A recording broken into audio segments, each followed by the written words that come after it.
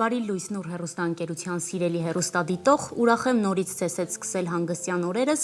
Այսօր շատ հետաքրքիր եթեր ենք ունենալու, այնպես որ առաջարկում եմ առաջիկա ժամերը մեզ հետ անցկացնել, որովհետև մենք ձեզ խոստանում ենք ինֆորմատիվ եւ հետաքրքիր հարցազրույցներ։ Արդեն տաղավարում է իմ առաջին հյուրը, ռեժիսոր Սիլվա Խնկանոսյանը։ Ողջունում եմ ձեզ եւ բարև եք եկել մեր տաղավար։ Միասին Սիլվայի հետ խոսելու ենք Եվրասիա Դոկ շրջանավարտների աշխատարանից, որը ընտիր հնարավորություն է վավերագրողների եւ ֆիլմ արտադրողների համար։ Նորից ողջույն Սիլվա, մինչև կանցնենք աշխատարանին, ընդհանուր գաղափարին, այն նպատակներին, որը որ ձեր առաջ դրել եք, նախ խոսենք, թե ինչպես եք սկսել ձեր առավոտը, որովհետև ոնց հասկացա, սիրում եք երկար քնել նախնական զրույցում, այդպես պարզվեց։ Հետևաբար առավոտյան արդեն ստրեսային էր սկսվել, որովհետև շուտ եմ արթնացել, բայց իհարկե հիանալի, քանի որ արև էր, լավ եղանակ։ Արևը լավ տրամադրության աշխատելու, այսպես կարելի ասել, հիմնական նախադրյալն է այս օրերին։ Ինչ եք սիրում անել, երբ առավոտյան արթնանում եք։ Սուրճ խմել միանշանակ։ Առաջինը սուրճ, ինչպես որ բոլորս։ Սիլվա, Եվրասիա Դոկ շրջանավարտների աշխատարանը մեկնարկել է, ուզում եմ նախ խոսենք նրա մասին, թե ինչպես է ձեզ մոտ առաջացել աշխատարանի գաղափարը, երբ է առաջացել ու ինչ նախադրյալներ ու հանգամանքներ են եղել այս գաղափարի առաջ խաղացման համար։ Նախ Եվրազիա Դոկը ինքը տարիներ արդեն գործում է Հայաստանում, ֆրանսիական ծրագիր է, կա Եվրազիա Դոկ, կա Աֆրիկա Դոկ, ու Եվրազիա Դոկը շատ մեծ դեր ունեցավ հայ վավերագրության մեջ։ Մինչ Եվրազիա Դոկը Հայաստանում վավերագրություն կար, չեմ ասում չկար, իհարկե կար, բայց շատ հաճախ մենք նկարում էինք մեր անցյալի մասին ու ունենք մի երկու թեմա, որի շուրջ միշտ պտտվում էր մեր ֆիլմերը՝ ցեղասպանություն, պատերազմ, ցեղասպանություն, պատերազմ։ Հետո եկան ֆրանսիացիները, հավաքեցին առաջին անգամ խումբ իրենց նախագծի հետ ու սկսեցին մեզ ասել, որ մեզ հետաքրքիր է, թե ձեր կյանքում հիմա ինչ է կատարվում։ Վավերագրությունը հենց այս պահի մասին է, նաև մեծ մասամբ ոչ թե անցյալի, անցյալը փաստա վավերագրությունը, մեկ էլ այսինքն որ կա վավերագրություն, որը ստեղծագործական վավերագրություն է, այսինքն մի քիչ ավելի մեր իմացած վավերագրությունից տարբերվում է։ Ու այդպես, երբ որ սկսվեց Եվրազիա Դոկը, ես ինքս մասնակցել եմ մի քանի անգամ Եվրազիա Դոկին, դրանից հետո հասկացանք, որ պետք է մի բան անենք, այսինքն իրենց տված գիտելիքները մենք շրջանավարտներով պետք է փորձենք փոխանցենք, այսինքն աշխատացնենք, ոչ միայն մեր ֆիլմերը անենք, այլ նաև օգնենք մյուսներին, ովքեր չեն հաջողվել մասնակցեն ծրագրին, մենք կարողանանք մի բան տալ, ու այդպես ստեղծվեց Եվրազիա Դոկի շրջանավարտների դասընթացը։ Որպես շրջանավարտ կպատմեք ինչպիսին է եղել, հետո արդեն կանցնենք այն դասընթացին, որը որ դուք եք արդեն մեկնարկել, որպես հիմնադիր կարելի է ասել։ Որպես շրջանավարտ, քանի որ շատ դժվար է հասկանալ, որ վավերագրությունը ունի սցենար, քանի որ իրական մարդկանց հետ ենք իրական պատմություններ, մարդիկ չգիտենք, հա, նկարելուց իրենք ինչ կանեն, ինչպես կփոխվի քո ֆիլմի իդեան, բայց սցենար պետք է ունենալ։ Ու երբ ես ունեի ուղղակի գաղափար ինչ ֆիլմիս մասին, որ ուզում եմ նկարեմ, բայց չգիտեի դա ինչպես պետք է անել, մասնակցեցի Եվրազիա Դոկին ու 10 օրանոց շատ ինտենսիվ դասընթացից, երբ ֆրանսիացի տուտորները քեզ հետ աշխատում են ամեն օր, ամեն մի գրածդ տողին հարցնում են ինչի համար ես դու սա գրել, ինչ է քեզ տալիս, մեկ էլ դասընթացի ավարտից ունենում ես հսկայական մոտավորապես 50 էջանոց սցենար, ամեն ինչով, ամեն հավանական ելքերով վավերագրության, հերոսիդ ամեն ձև ճանաչում ես ու հասկանում ես, որ ֆիլմիդ կեսը արել ես, հիմա մնում է միայն նկարես, որովհետև դա իրոք ֆիլմի կեսը անելն է։ Հետաքրքիր է ինչ բեքգրաունդ եք ունեցել ուսումնական դասընթացին մասնակցելով, որպես ռեժիսոր միգուցե սովորել եք համալսարանում, ձեր բեքգրաունդի ու գիտելիքների մասին եմ ուզում խոսել ու արդյոք դրանք օգնել են այս դասընթացի ժամանակ։ Ես լրագրության ֆակուլտետն եմ ավարտել, ես չունեմ կինոյի կրթություն, մայրս հնչյունային ռեժիսոր է ու ես իմ ամբողջ մանկությունը անցել եմ կինոյի մեջ, դրա համար մի քիչ կարող եմ ասել ունեմ կինոյի խորը բեքգրաունդ, որովհետև մանկությունս է։ Բայց հետո ունեցել եմ տարբեր իհարկե դասընթացներ, թե Ռուսաստանում, թե Եվրոպայում, կարճ դասընթացներ, բայց որպես կինոյի դպրոց չեմ անցել մեծ։ Բայց դա չի խանգարում, լրագրությունը օգնեց նրանում, որ հասկանամ ինչպես չպետք է նկարել ռեպորտաժ, այլ պետք է նկարել ֆիլմ, դրանք տարբեր են։ դա օգնեց։ Իհարկե Եվրազիա դոկին կարող ես մասնակցել, եթե չունես background ֆիլմի, բայց պետք է գոնե շատ չնչին գիտելիքներ ունենաս, ինչ է կադրը, ինչ է մեդիայի հետ կապված, մի փոքր մի բան պետք է ունենաս։ Եվ մեդիայի հետ կապված գիտելիքները շատ կարևոր են, սա հարցնում եմ նրա համար, որովհետև 10-օրյա դասընթացը մի ամբողջ ոլորտ ուսումնասիրելու, հետո ինչ-որ բան ձեռնարկելու համար, կարծում եմ քիչ ժամանակահատված եւ ինտերվալ է։ Մենք ոլորտ չենք ուսումնասիրում, մենք 10 օր դասընթացը հենց տվյալ մասնակցի հեղինակի գաղափարի վրա ենք աշխատում միայն։ Այսինքն իհարկե մենք սովորում ենք գրել ինչա treatment-ը, logline-ը, synopsis-ը եւ նման տերմինոլոգիա։ Կազմում ենք ընդհանուր, այսպես ասած, դոսիե ֆիլմի անձնագիր միգուցե, քանի որ եթե դու ուզում ես ֆիլմդ նկարես, պետք է ունենաս ֆինանսավորում, գումար։ Գումար գտնում է պրոդյուսերը։ Այդպես է ֆիլմը աշխատում, իսկ պրոդյուսերը գտնելու համար թե սա ինչ նախագիծ է, ինքը պետք է ամբողջական պատկերը տեսնի, то есть ունենա սցենարը, ունենա մոտավորապես ինչա կատարվում, հասկանա ամբողջությամբ։ Այդ паспорտը ունենա, որը որ 10 օրվա նախագծում դուք ունենում ես արդեն այդ դա։ Դուք ինչ գաղափարով գնացիք դեպի այս դասընթաց։ Ես ունեի մի գաղափար կին ականազերծողների մասին ֆիլմ նկարելու։ Ես իրենց տեսել էի Արցախում տարիներ առաջ, դեռ 18 թվականին, թե 17 թվականին, ու լուսանկարչական շարք էի արել։ Ու մտածում էի դե կունենամ իմ ընկերներին կհավաքեմ ու կնկարեմ այս ֆիլմը, որովհետև դուրս եկավ։ Հետո տեսա աշխատարանի մասին, դիմեցի, որ ուղղակի հասկանամ ինչ է։ Հետո այնքան հեռու գնաց, որ աշխատարանը անցա, սցենարս պատրաստ էր, գտա ֆրանսիական production producer, ում հետ միջև հիմա աշխատում արդեն իմ 3-րդ ֆիլմի վրա։ Ֆիլմը նկարեցի, ավարտվեց, գնաց միջազգային շատ տարբեր փառատոների ու չէի սպասում, որ այդպես կլինի, ու ֆիլմի ճանապարհը սկսեց Գյումրիում 10 օր ֆրանսիացի տուտորի հետ ուղակի սցենարի վրա աշխատել։ Հետաքրքիր է, վավերագրողները երբ նոր են մտնում այս ոլորտ, թվում է թե դե պատմությունը կա, ուղղակի պետք է վավերագրել, ոնց որ արձանագրել, բայց իրականությունը լրիվ այլ է։ Ուզում եմ խոսել այդ սպասելիքների իրականության, ռեալ իրականության մասին, ինչ բախումներ են տեղի ունեցել, թեկուզ հենց ձեզ մոտ։ Վավերագրությունը, հա, դու գիտես ինչ է պետք է նկարես, բայց մի շատ մեծ բան հաշվի չենք առնում, որ իրական մարդիկ են։ Այո։ Ինչ որ մի պահի իրենք կարող է չհամաձայնվեն, ուղղակի նկարում ես ֆիլմը, սկսում ես իրեն նկարել, մտածում ես գիտես, մեկ էլ 10 օր նկարելուց հետո ասում ես վերջել չեմ ուզում։ Всё։ Պետքա սկսել նորից, պետքա գտնել ուրիշ հերոս, բայց կարող է այնքան անկանխատեսելի են, քանի որ դու դերասաններ չեն, ում ասես հանձնարարությունը տաս ու գնա։ Չէ, պետքա տենց երկար աշխատել, ընկերանալ, բայց հետո շատ չընկերանալ, որովհետև իրենք ամեն դեպքում հերոս են, ոչ թե ընկերներ, շատ տարբեր է լինում ու բախումները շատ են։ Ես միջև հիմա իմ բոլոր հերոսների հետ կապ ունեմ, բայց դա եւ օգնում է եւ խանգարում։ Ինչու է խանգարում։ Որովհետև եթե ուզում ես ֆիլմը նկարես, շատ հաճախ ես չեմ ասում էթիկան անցնես, չեմ ասում իրենց նեղացնես, բայց դու շատ իրենց համար ես արդեն նկարում, որ հանկարծ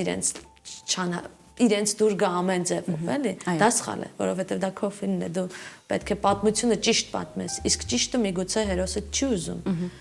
Ստացվում է ինչ-որ լողացող են փոխհարաբերությունները, պետք է այդ պահին հենց հերոսի միջոցով հասկանալ։ Ռեժիսորի համար չպետք է լողացող թվա հերոսի համար։ Դուք ինչ խնդիրներ եք ունեցել ձեր հերոսների հետ, ոնց հասկացա նրանք կանայք են եղել, միգուցե եղել են, որ նկարահանվել են, հետո կեսից դադար է տրվել, ուզում եմ այդ մարտահրավերների ու խնդիրների մասին խոսենք։ Առաջին ֆիլմում չեմ ունեցել ոչ մի խնդիր, ճիշտն ասած, շատ հարթ գնացել է։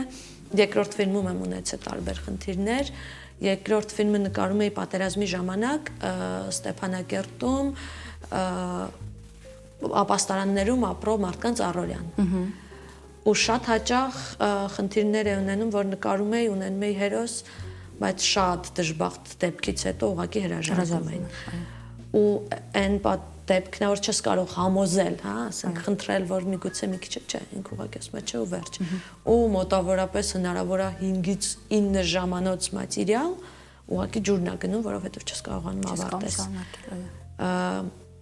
Դա ամենամեծ խնդիրն է։ Երկրորդ խնդիրները վավերագրության մեջ լինում է, որ նկարվում են, ֆիլմը պատրաստ է լինում, մեկ էլ հերոսը ֆիլմը նայելուց ասում է չեմ հավանում։ Ես չեմ ուզում սա ցուցադրեք։ Իսկ ինչ քայլեր եք ձեռնարկում, եթե հերոսը չի հավանում, որովհետև դա ռեժիսորի արտադրանքն ու սեփականությունն է։ Այո, բայց դու նկարել ես մարդուն, դե մարդու հետ դու արդեն ընկերացել ես հերոսիդ հետ։ Իրավաբանորեն, եթե դու մտնում ես պրոֆեսիոնալ դաշտ, դու ունենում ես հերոսիդ հետ պայմանագիր, տարբեր իրավաբանական կետերով կարող ես ապահովագրել քեզ, բայց մարդկային գործոնը կա, այսինքն, եթե հերոսդ մեկը չհավանի, դու կարող ես հանգիստ ցուցադրել, որովհետև ունես այդ պայմանագիրը, բայց մարդկային կետում արդյոք կան էս դա թե չէ։ Դրա համար է պետք սիրել հերոսին, բայց շատ չէ, պետք է պահել պրոֆեսիոնալ կերպ։ Հետաքրքիր է Սիլվա, նաև ասում են, որ վավերագրողները ինչ որ դեպքեր արձանագրելիս հոգեբանական խնդիրների առաջել են կանգնում։ Այս առումով դուք էլ վավերագրել եք այնպիսի դեպքեր, որոնք որ լուրջ ազդեցություն են թողնում մարդու հոգեբանության վրա։ Ինչպես եք դուք ընդունել նախ որպես մարդ, հետո նաև որպես ռեժիսոր նման դեպքերը։ Նկարահանման ժամանակ չես ընդունում ոչ մի բան, նկարահանման ժամանակ ուղղակի նկարում ես։ Իհարկե ազդում է տարբեր էմոցիոնալ ֆակտորներ, բայց դու հասկանում ես, որ դա քո աշխատանքն է, պետք է անես։ Այ դրանից հետո սկսվում են վարդ ընթացքները, որոնք ուղղակի պետք է կարողանաս աշխատել, միգուցե հոգեբանների օգնությամբ տարբեր, օրինակ միջազգային հիմա շատ, քանի որ գիտենք տարբեր տեղերում պատերազմներ են ու տարբեր վավերագրողներ անընդհատ աշխարհի բոլոր կետերում վավերագրում են։ Կան միջազգային մեծ կազմակերպություններ, որոնց մասին ես էլ եմ նոր իմացել, ովքեր որ օգնում են, հոգեբանական աջակցություն են տալիս հենց ռեժիսորներին։ Այո։ Ոչ թե կան, որովհետև շատ դժվար է հասկանալ, որ ռեժիսորը դրա մեջ է, ապրում, ակցում է հերոսին, իր հետ ապրում է, բայց բոլորը ֆիլմը նայելուց ասում են ինչ ծանր կյանք ունի այս հերոսը։ Ոչ մեկ չի ֆիքսում, պետք էլ չի ֆիքսվի, այդ հանդիսատեսի խնդիրը չի, որ ռեժիսորը այդ ամեն ինչը նկարել է, հետո նայել է, հետո մոնտաժել է, հետո շփվել է այդ մարդկանց հետ ու ինքը ամբողջությամբ այդ պատմության մեջ է։ Բոլոր կողմերից այդ պատմության մեջ է, այո։ Ու կա մեծ կազմակերպություններ, որոնք հիմա փաստացի կարողանում են օգնել ռեժիսորներին, այո, հենց ռեժիսորներին։ Երբևէ զգացել եք այդ ցանկությունը, որ կուզեիք դիմել այս դեպքերը վավերագրելուց հետո նման կազմակերպությունների։ Կազմակերպության չէ, բայց հոգեբանի դիմել եմ, իհարկե դիմել եմ։ Իր հետքերը ամեն դեպքում թողնում է։ Քանի որ խոսեցիք, որ ձեր ֆիլմերը ինչ որ միջազգային ճանապարհով են անցել, այ կուզեի ավելի առարկայական խոսեք դրա մասին, ինչ հաջողություններ եք արձանագրել միջազգային շուկայում։ Իմ ֆիլմը ես 21 տարեկան էի ու ունեցա շատ անսպասելի փառատոնային լավ ճանապարհ, Դոգ Լայպցիգում միջազգային պրեմիերա արեցի, ինքը բավականին մեծ կինոփառատոն է վավերագրության, հետո Ռոտերդամի կինոփառատոնում ցուցադրվեցի ու այդպես շատ տարբեր երկրներում ցուցադրվեցի, մի քանի օր առաջ էլ իմ մյուս ֆիլմը էլի ցուցադրվում էր մեկ այլ երկրում, այդքան անհասանելի չի մասնակցել միջազգային կինոփառատոնների։ Եվրազիա դոկը մեզ հենց դա էլ տվեց, որ նայեք այնքան մոտ է կապը, մեզ բերեց, երբ որ ես ոնց է Եվրազիա դոկը աշխատում, հա, ինքը դու սցենարդ գրելուց հետո քեզ չի թողնում ուղղակի վերջ դու քո ճանապարհը անցիր։ Նաև հնարավորություն է տալիս pitch ասվածը, դա դու ունենում ես տենց պրոֆեսիոնալ դաշտում կան նման հարթակներ, որտեղ գնում ես, ներկայացնում ես շատ հստակ կարճ ժամանակում, օրինակ 7 րոպե ունես, ներկայացնում ես քո ֆիլմը, ներկայացնում ես քո թրեյլերը, եթե ունես, եթե չէ ուղղակի պատմում ես, ու ոլորտի մասնագետներ, պրոդյուսերներ, դիստրիբյուտորներ, բոլորը նստած լսում են քեզ։ Հետո արդեն կապեր են ստեղծում ու Եվրազիա դոկն էլ Հայաստան էր բերել օրինակ իմ տարի մոտ 10-ից ավել Ֆրանսիայից մեծ մասամբ, Գերմանիայից պրոդյուսերների ու այդ տարի այնքան համարտադրությամբ ֆիլմեր մեծ ստեղծվեցին, որ միջև հիմա դեռ գնում են փառատոնների, այսինքն հենց Եվրազիա դոկը տարավ մեզ միջազգային շուկա, ինչ որ կետում չի ստեղծվում ու ինչ որ պահի կանգնում, այլ նաև ինքը ընդհանուր շարունակվում է։ Եթե անգամ չի էլ շարունակվում, ինքը քեզ տալիս է տեղեր, թե դու ինքդ ոնց կարող ես գտնել, ինքը քեզ շատ հեշտ ցույց է տալիս այդ ճանապարհը։ Եթե արձանագրեմ, ստացվում է տեսական գիտելիքներ, պրակտիկ դաշտ ու մարդկային կապիտալ, մասնագիտական կապիտալ, ինչի միջոցով ստեղծվում են կապեր ու ձեր ասած այդ միջազգային փառատոները այդքան էլ անհասանելի չեն դառնում։ Բացարձական հասանելի չեն։ Հետաքրքիր է լսարանի արձագանքը ինչպիսին է, թե միջազգային եւ թե տեղական, հա, այսպես հայ հասարակության արձագանքը, դրա մասին էլ խոսենք, նոր արդեն կանցնենք նոր աշխատարանի, շրջանավարտների համար ստեղծված աշխատարանին։ Գիտեք, քանի որ Հայաստանում վավերագրությունը ու առհասարակ ոչ միայն Հայաստանում, աշխարհում վավերագրությունը դժվար են նայում մարդիկ։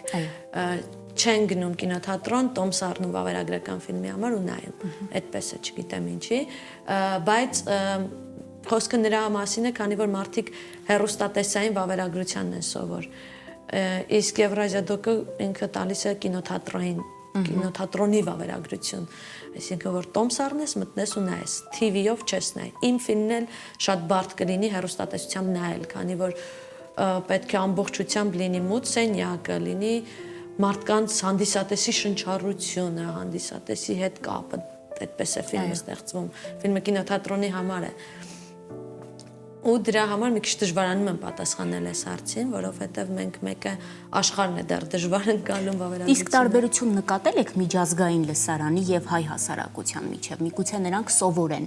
այդ տիպի վավերագրություն դիտելուն։ Իհարկե սովոր են, որովհետև հաճախ են նայում։ Մենք չունենք փառատոններ շատ հաճախ։ Շատ քիչ փառատոններ ունենք ու այդ քիչ փառատոններն էլ քիչ հնարավորություններ են տալիս, այսինքն շատ սահմանափակ է։ Բայց Եվրոպայում շատ եվրոպական մեծ մասամբ բոլոր երկրներում անընդհատ տարվա մեջ մի քանի անգամ լինում են փառատոններ, մարդիկ գիտեն, մարդիկ իրենց երեխաներին տանում են կինոթատրոնում են ֆիլմ նայում, մարդիկ DVD են առնում ֆիլմ նայելու համար, այսինքն ֆիլմի կուլտուրան պահվում է։ Մեզ մոտ չկա, մենք շատ սովոր ենք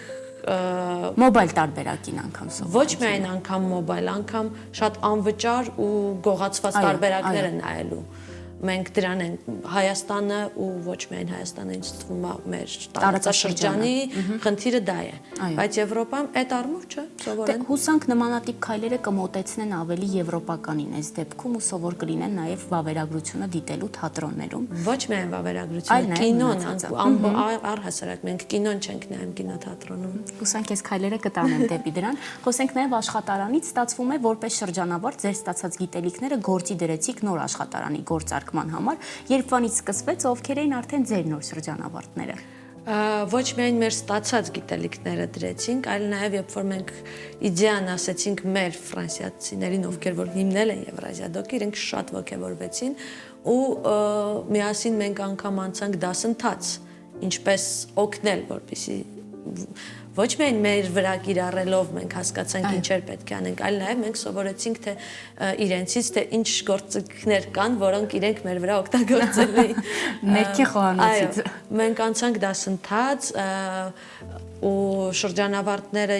ես եմ, Անժելա Ֆրանգյանն է, ով եւս մի քանի անգամ մասնակցել է Եվրազիա դոկին, Նայրի Հաղվերդին է, ով եւս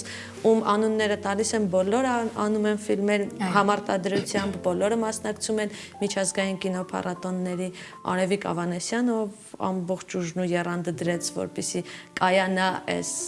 Եվրազիա դոկը, քանի որ շատ բարդ է մեր երկրում, ֆինանսապես բարդ է կարողանալ կազմակերպել մի աշխատարան, որը կոմերցիայից մի քիչ հեռու է, բայց մեծ դաշտ է բացում, դժվար է մեր երկրում։ Հետաքրքիր է, ովքեր են սովորողներ, ովքեր կարող են աշխատարանում ներգրավվել որպես սովորողներ։ Սովորողներ կարող են ներգրավել, գիտեք, ես կուզեի իրեն սովորել չասեմ, ես կուզեի կոչենք այսպես դու ունես նախագիծ, դու մասնակցում ես, որպեսզի քո նախագիծը զարգացնես։ Այս ֆորմատով աշխարհում տարբեր տեսակի, տարբեր workshop-եր, նախագծեր կան։ Եվրազիա դոկին ու ամեն մեկը ինչ որ ձևով տարբերվում է։ Դու կարող ես, չգիտեմ, նկարած ունենաս ամբողջ ֆիլմը, դու մասնակցես օրինակ Գերմանիայում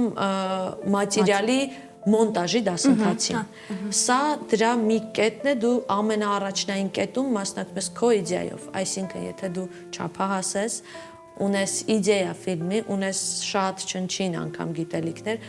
անգամ եթե նկարել ես մի քանի ֆիլմ, բայց չունես համարտադրության փորձ, էլի կարող են մասնակցել, անգամ եթե դու ունես բոլոր փորձը, բայց շատ հաճախ ռեժիսորը, երբ որ ինչ-որ թեմայի մասին ուզում է նկարի, մնում է այդ թեմայի մեջ ու չի կարողանում դուրս հանի իրան, կորցնում է իրականության հետ, այսինքն չի հասկանում ինչն է հասկանալի, ինչը ոչ։ Ու շատ հաճախ պատմում է իր ընկերներին, փորձում է թեման այնքան խոսալ, որ ուրիշ կարծիք լսելով բացվի իր թեման, այդպես է աշխատում։ Իսկ դրա համար եթե դու անգամ ունես թեմա, անգամ դու պրոֆեսիոնալ ռեժիսոր ես, էլի կարող ես մասնակցել ու դա օգնում է։ Ստացվում է մնացած ինչ-որ ֆորմալ դասընթացների փոխարեն թեկուզ, երբ ստանում ես տեսական գիտելիքներ ու ինչ-որ պրակտիկ պահին, երբ փորձում ես կիրառել, ստոպ է լինում, այս դեպքում այդպես չէ ու բոլոր հնարավորությունները տրված են գաղափարը իրականություն դարձնելու։ Եվ վերջում եզրափակելով, ինչ փուլում եք հիմա գտնվում, դասերը որ փուլում են ու երբ արդեն ավարտին կհասցնեք։ Հիմա կա բաց կանչում, կարող եք platform.doc կայքում գտնել Facebook-յան էջում հայտը, որը կարող եք լրացնել, հայտի մեջ կան մի քանի հարցեր, ըստ հարցերի ուղղակի բացվում է, որպեսզի մենք էլ հասկանանք ինչի մասին է թեման, բացվում է պատմությունը ու վերջ, հիմա հայտը բաց է, փակվելու է ապրիլի վերջ ու դասընթացը սկսվելու է մայիսին ու դասընթացները լինելու են միայն շաբաթ-կիրակի օրերին, որպեսզի եթե աշխատում են կամ զբաղվածությունը այնպես է հնարավոր լինի, բայց շաբաթ-կիրակիները ամբողջությամբ տրվելու են 12-13 մոտավորապես դաս, դու առավոտից ծիրիկուն աշխատելու ես միայն քո նախագծի վրա, կինոներ ենք նայելու, քննարկելու ենք։ Այդ երկար ժամերը ավելի են մոտեցնելու գաղափարին միանշանակ։ Դե Սիլվա, մաղթենք հաջողություն դասերի մեկնարկին, այն նպատակները, որոնք որ դրել եք առաջնագծում, թող իսկապես իրագործվեն։ Ձեզ էլ հարգելի հեռուստադիտող, եթե հետաքրքրեց, կարող եք դիմել, մաղթենք նաև դիմողներին հաջողություն, կարծում եմ։ Շնորհակալ եմ հարցազրույցի համար։ Հարգելի հեռուստադիտող, այս պահին դիտենք իմ գործընկեր Աշոտ Սարգսյանի արցախյան զրույցները եւ սիրով վերադառնանք տաղավար։